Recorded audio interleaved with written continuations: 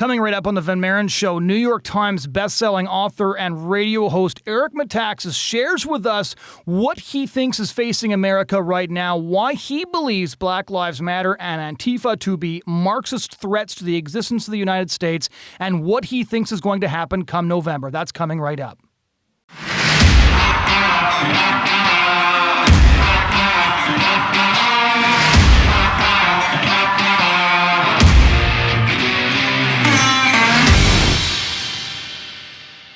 Hello, everyone, and welcome back to the Van Maren Show on LifeSiteNews.com. My name is Jonathon Van Maren, and today I'm extraordinarily privileged to talk to one of my favorite authors and historians. I've been reading his work for years, so I was delighted to be able to talk to him.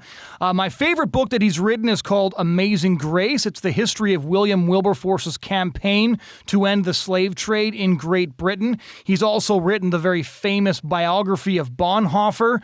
It's been read by presidents of the United States, including George Bush. He has a book called If You Can Keep It, which we discuss in this interview. I would encourage you all to go out and purchase that. It's a fascinating read.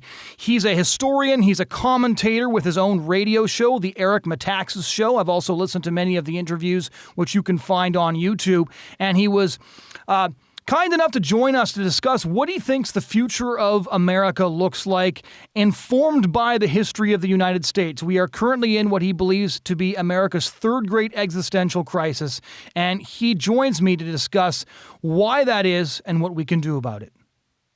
First question. So tell our listeners and our viewers a bit about what's going on in the United States right now, especially considering the fact that we recently discovered they're burning Bibles in Portland. Burning Bibles? Are you kidding? I'm joking. Of course I know they're burning Bibles. I've been talking about it. And I'll tell you something. There are a number of things to say, Jonathon, on this issue. Number one, in a way, I'm very glad they're burning Bibles because we can see very clearly what the agenda is behind the BLM/Antifa movement. These people are cultural Marxists. Cultural Marxists are atheists. Marxism is atheistic. Now, it's not so much that they don't believe in God, it's what follows from that. In other words, if you don't believe in God, you don't believe the human being is made in the image of God. You believe in the state. And so you think that crushing human beings for what you call the greater good is perfectly fine. You saw that in the Soviet Union. We've seen that throughout the history of atheist Marxism. So it's interesting to me that they would come out of the closet, so to speak, and burn not just American flags, which is very similar ultimately, because that's what the flag stands for as well, which is, I would say, old-style classical liberalism, that we are a free people and we can debate. All of that suddenly is under attack. And we should be glad, I think, that we are clear on what we're dealing with. Don't talk about Joe Biden anymore. When I talk about Joe Biden, I always put him in quotes. He's a placeholder. He's a host for a parasitic organization that is using him to destroy the West and to destroy the values of the West. And of course, the values of the West are mostly values that are biblical because the Bible gave us the West. So, forget the sanctity of the unborn. The sanctity of any human being suddenly goes out the window. We've seen it the way the unborn have been treated by the left, but now we're going to see the full fruit of a worldview that kicks God out and says, we will be God, or perhaps we will say, whoever has the most power will be God, and I want to be God, so I'm going to try to get power. And if I have to do ugly things, there's no rule. There's no law that says that's bad. There's no longer good or evil. We can do as we like.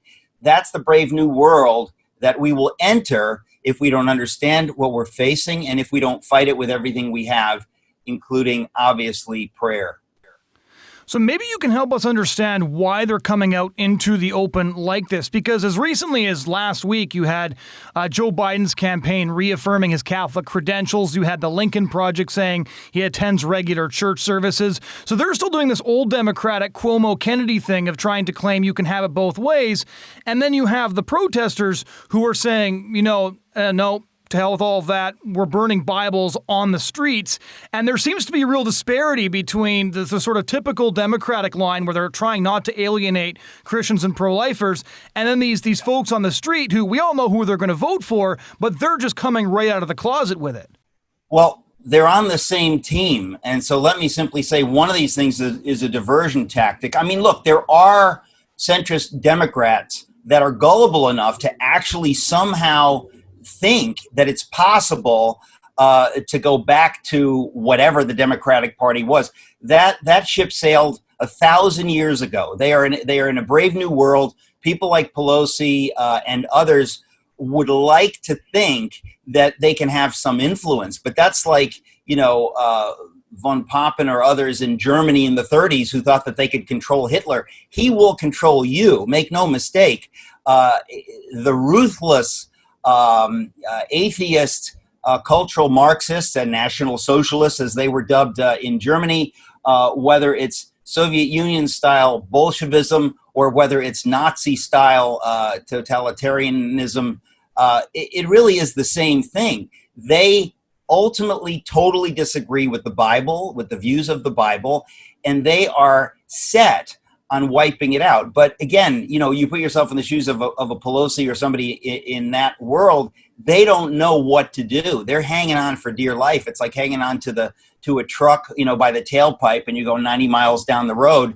You don't really have a plan. There is no plan. Eventually, you're going to get left behind. But the fact is that we have to make it clear that that's the case. In other words, there are a lot of people, good people, that think, well, I don't know. I think Biden, let me tell you something. There is no Joe Biden. As I said, he's a husk. I refer to him as Joe Biden in quotes because there's no Joe Biden. He is simply a placeholder. And if you have any dream that he would be able to govern or that he would be able to keep the radical forces from governing, you don't. You asked me, by the way, why now? What is going on? Yeah.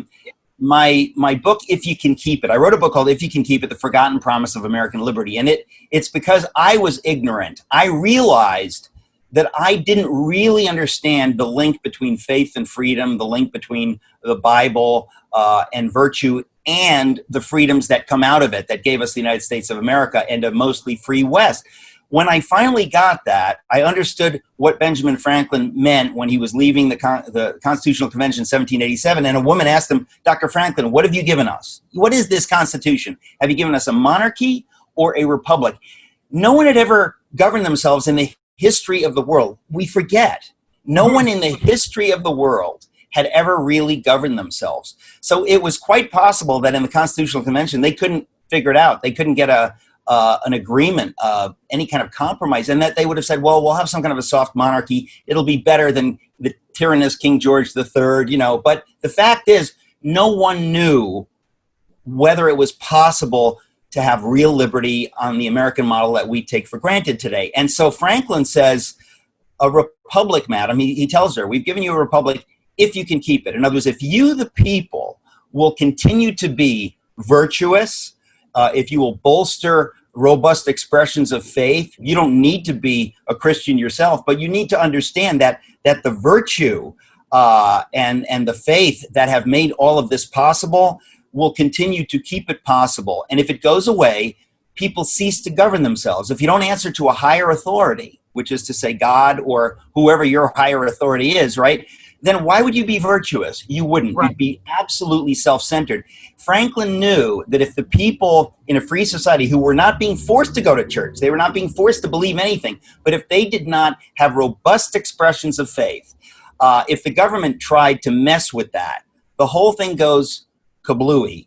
And I basically think it went really well for a long time. And in my lifetime, the last 50 years or so, we've forgotten these things. We've ceased to teach these things. And the reason I wrote If You Can Keep It was I said, we are on the brink now of losing everything. If an entire culture forgets these things, it is possible for evil actors like Antifa and BLM, who are nothing but Marxists, cultural Marxists, who want to destroy the West and America and any biblical value and certainly any Christian faith. They're just like the Chinese Communist Party, except they're here. And we are now at a place where it's possible for them to come out of the closet and say, let's burn it all down. It's a racist country, because we don't know our actual history and we don't know how America really has worked. How have we been so free? How have we promoted human flourishing? How have we elevated human dignity? That's what the Bible has done. That's what America has done with the values that we got from the Bible. But if you don't know that, you are a sitting duck for people to come in and to, sing a song that sounds really nice, and you just sort of follow the song, and next thing you know, you're in the gulag because you dared say something that Premier Stalin didn't like. I mean, we need to know this history. So just for to make a distinction for our listeners, and a lot of people I know have listened to Jordan Peterson, who I've interviewed before, so they've heard him use this phrase, cultural Marxist, a lot. Now, how do you distinguish between just a Marxist, which I assume most people would understand, and a cultural Marxist? Would it just be that a cultural Marxist, it explains the way he sees the world, the oppressed versus the oppressor, that sort of binary, or are you referring to something even deeper? Well, it is certainly that, and it's deeper and it's connected. I mean, if you think about it, I would say that the God of the Bible wants to bless everyone. So this idea of a zero-sum game, that if you get something, I should be envious, and I can deify envy, and I can want to grab what you have. I think those of us in America say, well, wait a second, everyone can have more. Everyone can be blessed. It is not a zero-sum game. But let's say you don't believe that. Let's say you say, no, that's a lie. That's a capitalist lie. There's only so much to go around, and we think it should be given to the workers. So you set the workers against whoever it is, the business leaders, and you create envy and anger and a sense of self-righteousness against power. In other words, you use those emotions, and basically that's what cultural Marxism does, except it divides it along different lines. It says, well, okay, we're not just going to talk about economic depression. We're not going to talk about people who are repressed or depressed economically. We're going to talk about anyone who feels like a victim in any way. And all of us victims will work together, even though we may hate each other, and probably do, okay? Radical Muslims who want to destroy the West, they despise homosexuals. They despise any LGBTQ agenda. They despise any feminist agenda. But if they can get something by going along with those other people, they will go along. They have a common enemy. And so what you now have is anybody who can claim to be a victim is part of that class. And cultural Marxism says, we're fighting for you. You need to fight for each other. We're all going to arrive at some kind of utopia. There's no doubt that that's nonsense. It's like, snake oil. It is never going to happen. It has never happened in history. So it's a lie, but it's an intoxicating lie to those who don't understand what is happening. Because every lie has plenty bits of truth mixed in with it. There's no such thing as a pure lie. So, the idea that, there are some rich people that, they shouldn't have that, and it would be better if I had some of that, whatever. We all have feelings like that. The question is, what do we do together? What is the right answer? What is God's answer? Those aren't the questions that the cultural Marxists ask. And you also have to make clear that Marxists not only thrive by dividing and setting one group against another, this constant dialectic, right? The other thing they do is they say God is out. When you wipe out God, you take away anything that can be appealed to as a higher authority, right? So the state has all the authority, and anyone, any Christian in China is any Falun Gong, any Buddhist, any Uyghur Muslim, anyone who appeals to a higher authority, higher than the state, is a threat to the total authority of the state. And that's part of what atheist Marxism is as well. So we say it's cultural Marxism because these folks aren't looking, to turn us into a part of the former Soviet Union. It's something more, in some ways, it's even more insidious than that. One of the things I've found particularly challenging about even engaging in conversations like this is the fact that when people do not know their history, you're speaking different languages to the point where it's difficult to communicate. So for one example, during all this sort of iconoclastic statue smashing, you had statues of abolitionists coming down. You had, I think Lincoln, the abolitionist memorial in Boston there is in a box somewhere. And one of the difficult things is when they talk about slavery as the original sin of the founding, which I would absolutely agree with. What they're missing is, of course, the fact that original sin was purged away by the blood of more than 600,000 Union soldiers, and the fact that it was understood that way at the time, that Lincoln grappled with this for years. We have his handwritten notes where he grapples with why, if we're trying to fight a war where we've now announced we're ending slavery, is God letting this drag on and God allowing so many soldiers to die.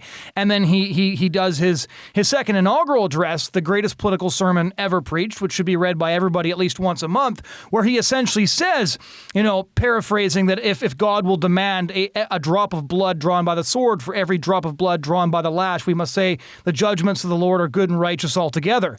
That actually wasn't a paraphrase, but this is precisely what the understanding he came to, which is that this was a wickedness, that God is judging us for our wickedness, and that we will be judged as long as God sees fit, and then we'll come out the other end. And without being able to understand theology, without understanding the Bible, if you don't know the Bible, you can't even understand most of that speech. If you don't believe in God's existence, the speech is nonsense. So we do have a framework to explain the original sin of the founding and how America moved past, but how do we communicate that to people who don't understand any of the things that we've just discussed? I know you're not trying to tee me up to plug my book, but it's literally the reason I wrote my book, If You Can Keep It, is for precisely what you just said. For people on the left and for people on the right and for people in the middle, what are we missing? How can we communicate to each other the basics? Not many people would think of Lincoln as a monster or a racist. I talk a lot about Lincoln and about that. Lincoln understood what we're talking about better than I think anyone in history, and I write a chapter about him and his understanding of this. I wrote it in a way to make it very accessible to young people and to people that they're just not sure what they think. But I'm very happy to say that it's not the kind of a book that I gave to my liberal friends and they said, oh, this is kind of conservative, whatever. It's not conservative. It's American. Once everyone in America understood these things, where we are now is in a day where, because so many don't understand these things, we're at the risk of losing everything. Every person will be canceled. You will have a small coterie of people deciding what you can say and what you can't say, and who can go to church and who can gather, and so on and so forth. It's all becoming rather clear. And as I say, it's good. It's a clarifying moment where we understand, holy cow, what's going on? The hour's late. We need to get busy. And so I would claim that if you read the reasonably short book that I wrote, it kind of tells you all the basics, but in a way that is not going to alienate somebody that disagrees with us theologically or politically. These are the basics. And I feel that the first thing you have to do is educate people, give them a context so they have some way of seeing these events without just thinking,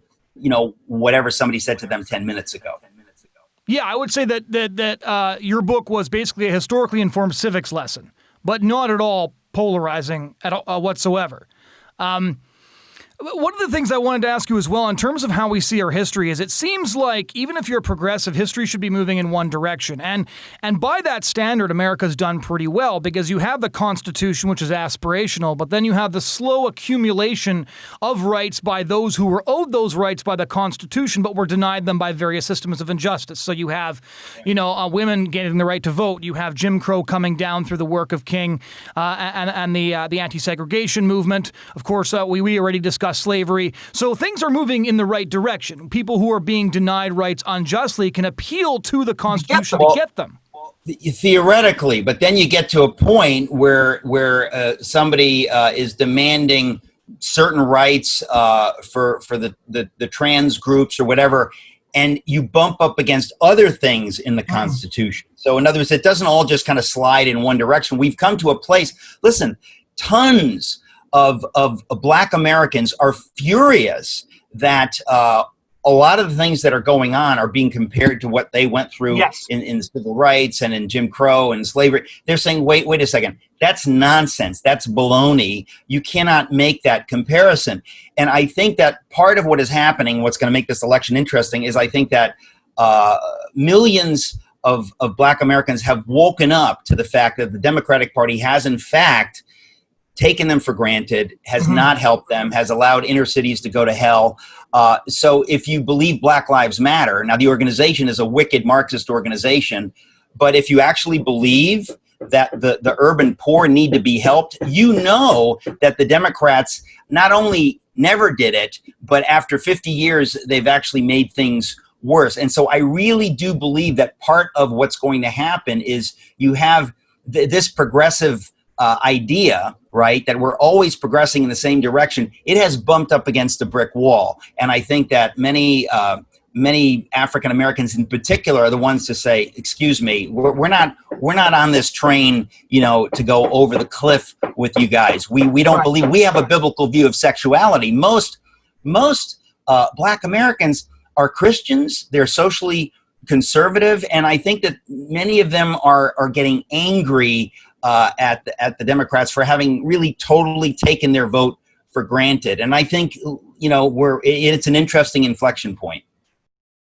So this brings us to a very interesting question, because it's true that African Americans are far more socially conservative than white progressives, and that was sort of the underlying storyline that nobody dared to talk about when Pete Buttigieg flamed out in the African American community, and everybody's like, nobody knows why he doesn't appeal to African Americans. And I said it on my radio program, in case people don't know. I have the Eric Metaxas Show on YouTube and on Salem Radio. I said this. It's obvious. I mean, if you have friends in the Black community, or you're part of a Black church, I mean, the church where I met my wife is, has a huge minority population. You understand that that these folks, there's no way that they would ever give a pass to something like that.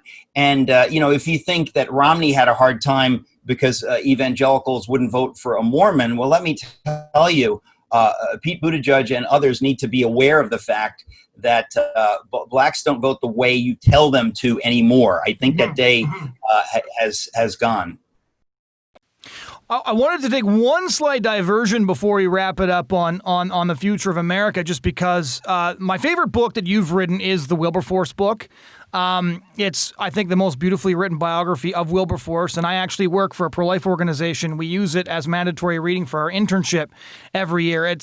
And one of the things that fascinated me about the statues coming down in the UK, and they haven't gone to Hull yet, they haven't touched Wilberforce yet, but was the lack of recognition that the British Empire did so much to free the world of slavery, well over 100 years ago. And then during all these discussions of vitriol and racism, they didn't bring up Hannah More, they didn't bring up Granville Sharp, they didn't bring up William Wilberforce. So it was like, imagine if history had no heroes and only had dark, evil, sinister people. That's the version that you get to hear about. It's sort of like, like a history lesson brought to you by the Joker.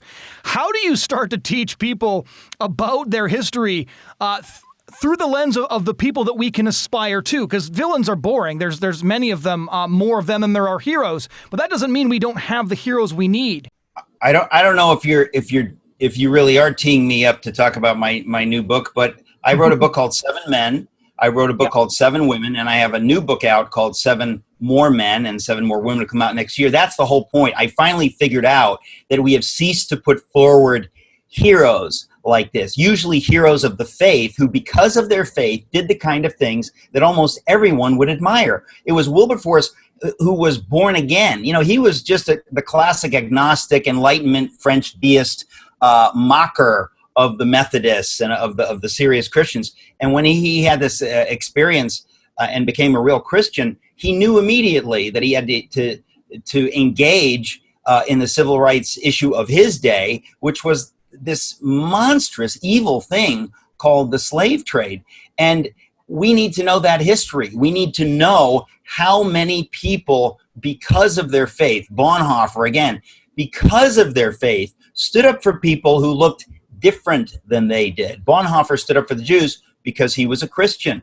Wilberforce stood up for the Africans because he was a Christian, not because they were part of his group or tribe or whatever.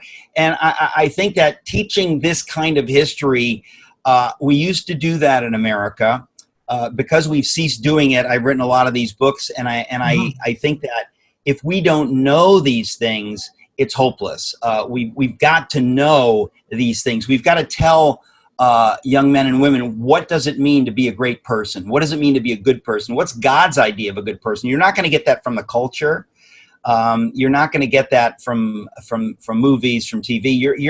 You're going to have to learn these things on your own or in a church context, because these things used to be taught at least in schools, but we don't teach virtue in the schools. We don't teach the link between virtue and freedom. We don't teach the link of how the Great Awakening, revivals all up and down the 13 colonies, leads to the possibility of 1776.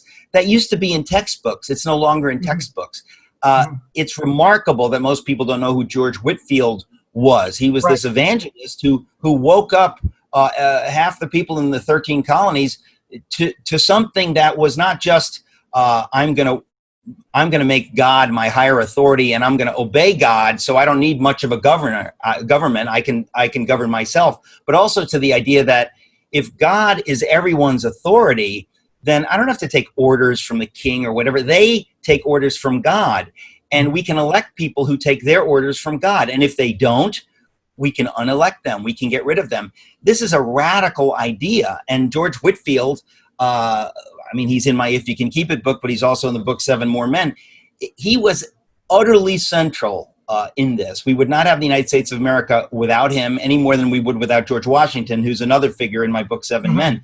It's shameful that we don't know this history. When you learn this history, you can't help but be inspired. It's an amazing thing. When you read about these great men and women, you really can't help but want to be like them and want to tell others about them. And that's what keeps us going as a free culture. When we cease to do that, we go in the direction that we have been going in, and we need to stop, yesterday. Yeah, this is why when the revolution happened, Horace Walpole told Parliament that Cousin America has run off with a Presbyterian parson.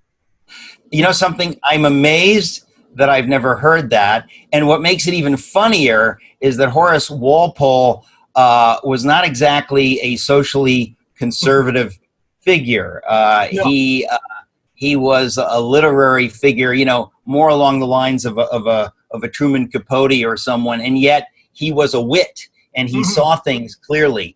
And for him to say that, I really am amazed that I have never heard that. That is extraordinary. I'm going to look that up as soon as we're done. That's amazing.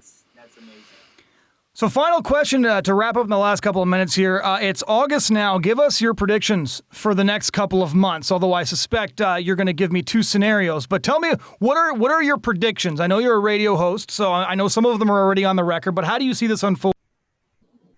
Trump is going to win. I don't have much doubt about that. What I do think is worth mentioning is that we, the people of the United States of America, are going to have to fight very hard. We have never faced anything like this, but in my book, If You Can Keep It, I refer to my favorite poem. It's Longfellow's Midnight Ride of Paul Revere, the Paul Revere's Ride. When Longfellow, who was an abolitionist, saw the Civil War coming, he knew we're facing an existential crisis as a people, and we're going to need to fight and to dig deep. And he harkens back to the previous time the American people had an existential crisis.